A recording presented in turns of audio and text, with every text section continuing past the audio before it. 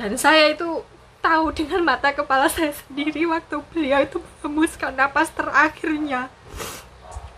Waktu itu saya itu masih kecil dan berangkat dari jam 1 malam sampai pulangnya itu sore sekitar jam 2 atau jam 3 kayak gitu loh. Itu pun karena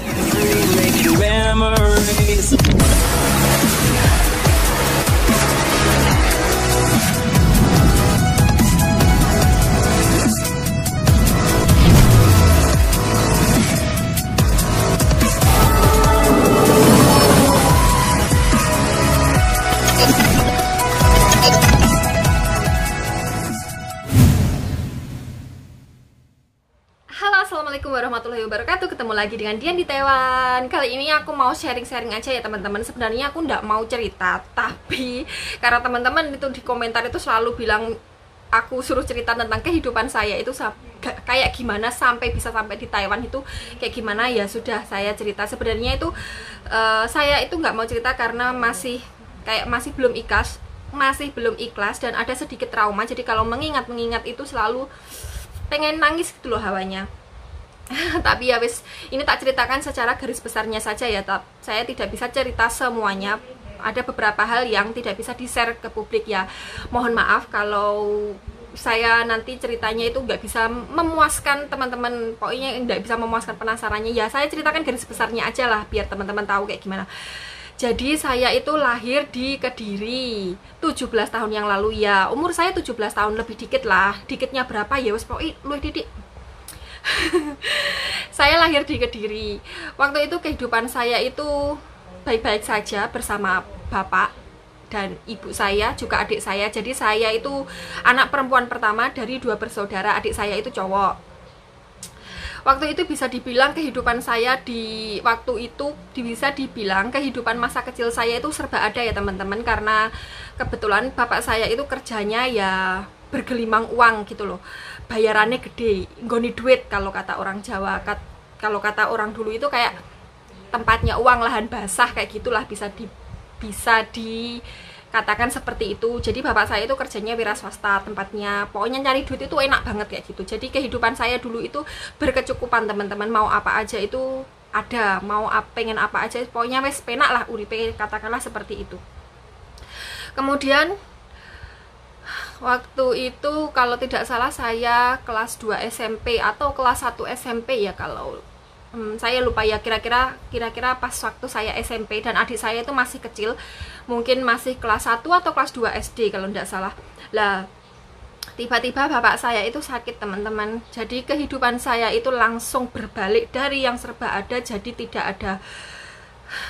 Kayak tiba-tiba itu gimana ya,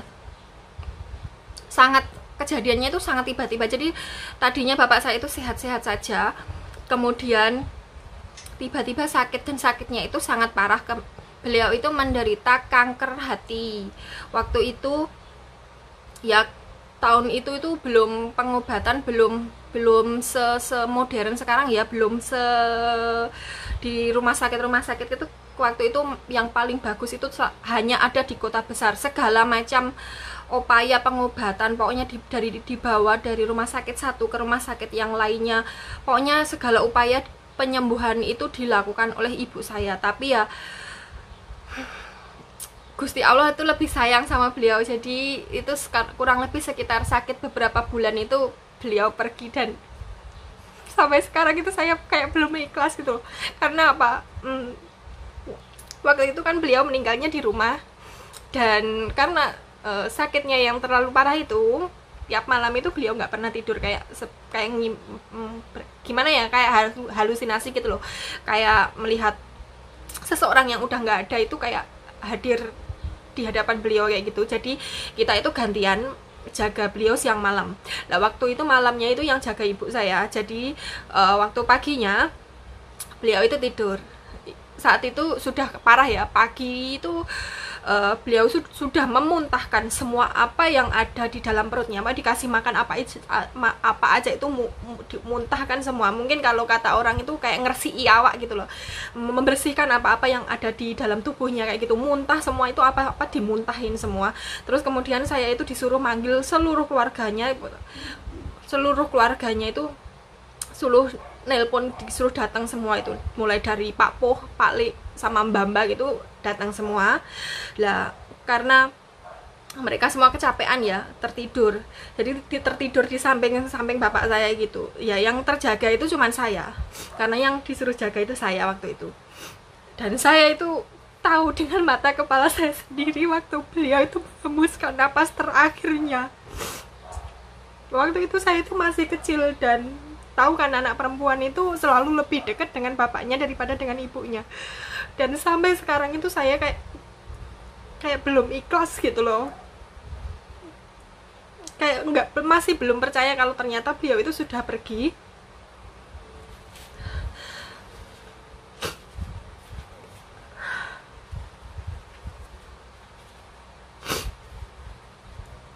Dan setelah beliau meninggal itu habis 7 harinya kalau tidak salah, kan kita di Kediri itu kayak jauh dari keluarga. Ibu saya itu aslinya dari Trenggalek, kalau bapak saya aslinya memang dari Kediri, tapi saudara-saudara beliau itu saudara-saudara kandungnya itu rumahnya kayak jauh-jauh gitu loh, kayak merantaunya itu jauh-jauh. Ada yang di Surabaya, ada yang di luar Surabaya. Paling dekat itu di Pare. Waktu itu Pak Poh sama Pak Lik saya sama Bulik saya itu ada di sana.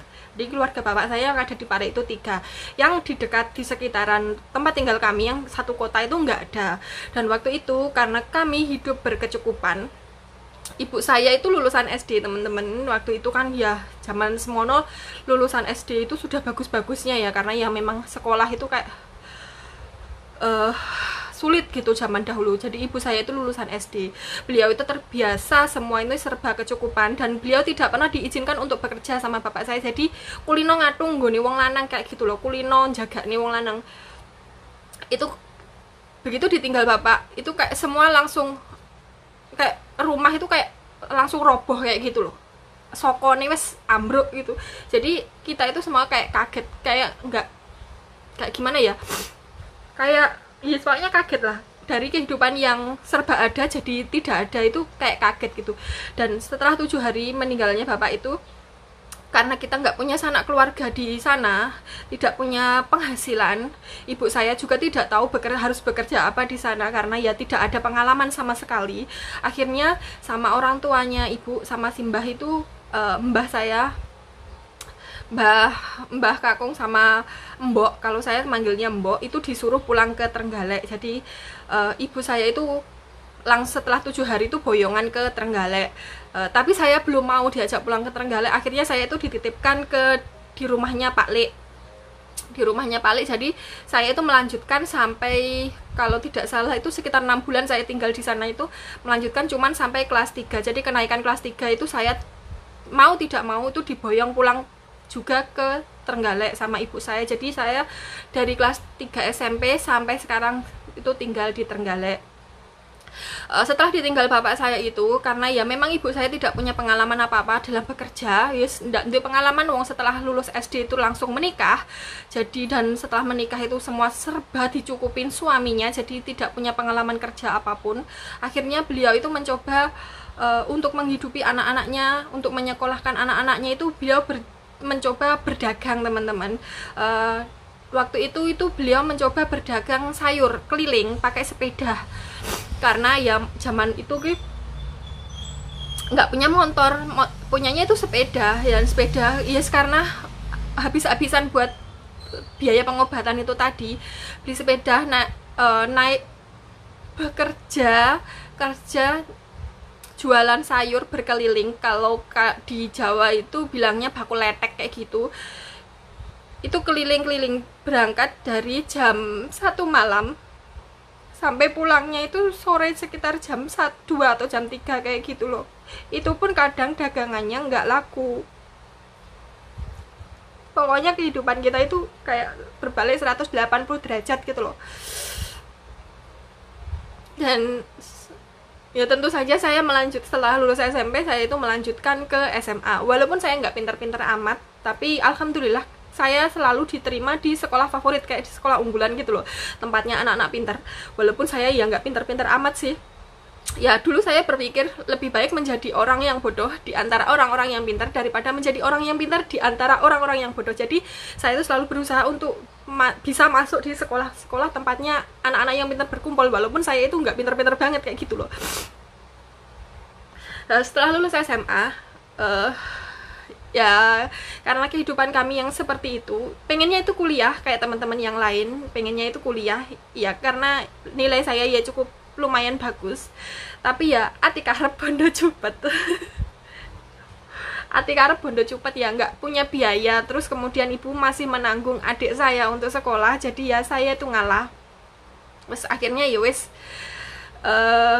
ndak kuliah-kuliahan. Sampailah saya bilang ke ibu saya kalau ibu saya pengen kerja ke luar negeri, kata ibu saya kayak gitu toh. Terus ibu bilang ya udah ke Taiwan saja kan gitu.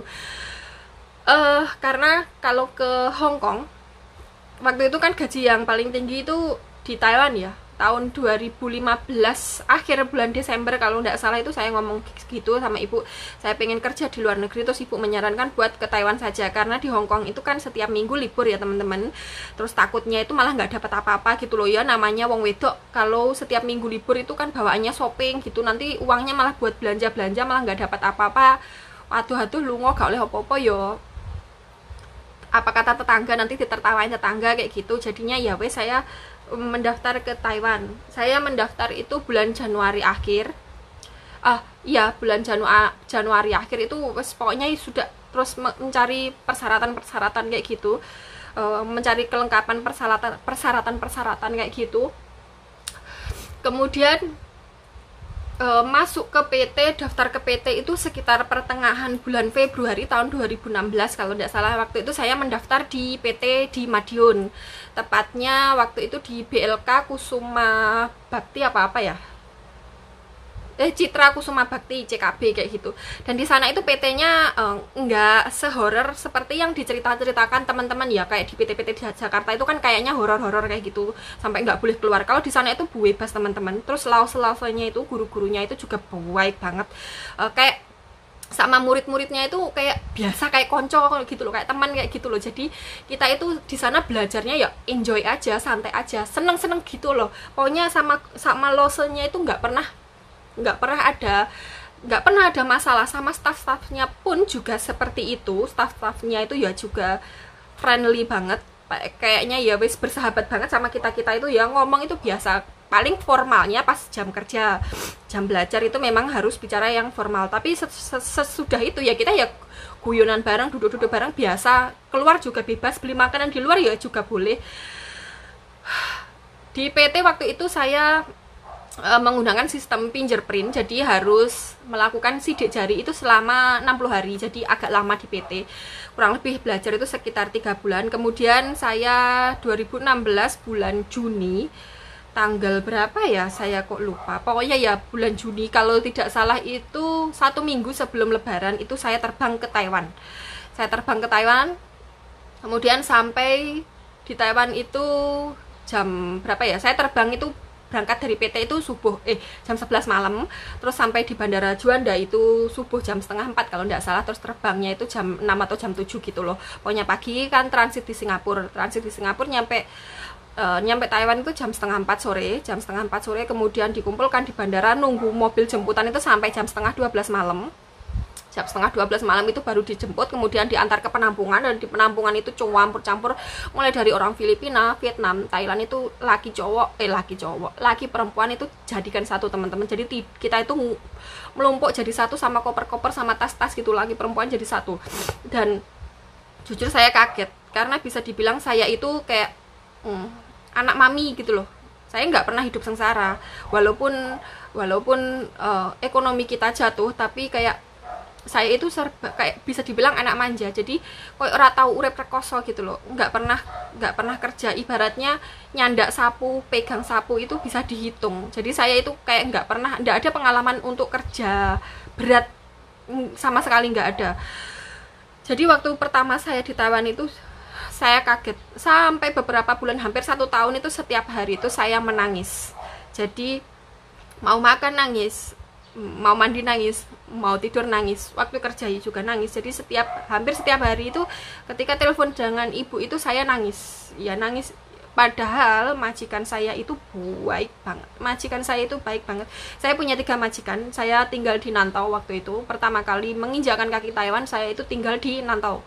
Di sana saya punya 3 majikan karena nenek itu kan yang saya jaga dulu di sana itu nenek, jaga ama. Dan nenek yang saya jaga itu tidak punya rumah, jadi tempat tinggalnya itu di rolling. Setiap bulan itu di rolling, digilir ke tempat anak-anaknya kayak gitu. Jadi 1 bulan di sini di tempat anak pertama, 1 bulan di tempat anak kedua, dan 1 bulan di tempat anak ketiga, seperti itu. Dan setiap bulan itu selalu pindah-pindah majikan. Dan majikan saya itu semua itu menganggap saya itu seperti keluarga. Jadi mereka itu semua anaknya cowok, tidak punya anak cewek. Dan saya itu dianggap seperti anak cewek mereka. Jadi kalau saya ada yang tidak benar itu bukan dimarahi tapi dinasihatin. Dan saya itu dinasihatin tidak boleh gini, tidak boleh gitu, tidak boleh gitu. Kayaknya bisa dibilang adatnya orang tua di Taiwan itu mirip-mirip sama kita di Indonesia. Jadi mereka itu kayak menganggap tabu kalau wanita cewek itu keluar malam-malam itu kayak nggak boleh, nggak bener kayak gitu loh. Jadi sebisa mungkin sebelum jam 9 itu saya sudah harus di rumah kalau seumpamanya izin keluar rumah gitu. Jadi saya itu benar-benar diperlakukan seperti keluarga sendiri. Padahal seperti itu di sana, tapi setiap hari masih nangis saja. Dan setiap kali telepon itu ya nangis gitu. Sampai 1 tahun. Setelah tahun kedua itu sudah mulai menyesuaikan. Saya nangisnya itu kayak gimana ya teman-teman? Saya nggak pernah jauh dari rumah.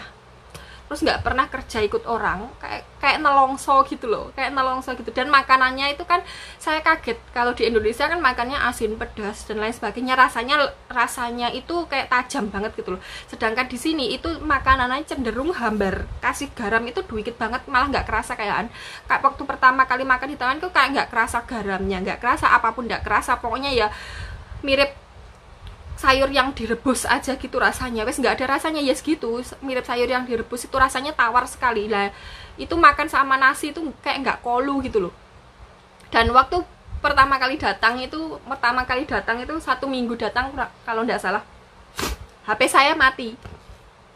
Mungkin karena colokannya berbeda itu ya, jadi tiba-tiba saja mati. Sampai saya bisa beli HP baru itu karena potongan 9 bulan ya waktu itu. Saya bisa beli HP baru itu setelah 3 bulan. Setelah saya kerja 3 bulan itu baru bisa beli HP baru.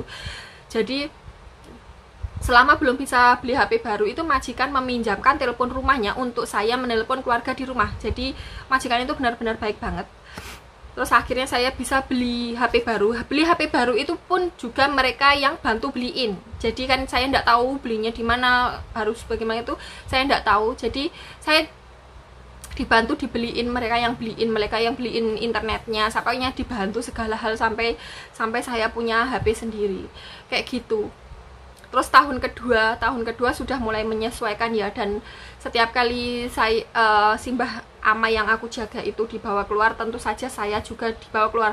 Dan mereka makan apa itu juga yang saya makan, mereka tidak pernah membeda-bedakan. Dan setiap kali saya ada di rumah mereka, pas giliran di rumah mereka itu sangat sama sekali tidak masak babi, tidak pernah masak babi. Kalau saya sudah meninggalkan rumah mereka, maksudnya pindah ke rumah yang lainnya, itu baru mereka masak babi.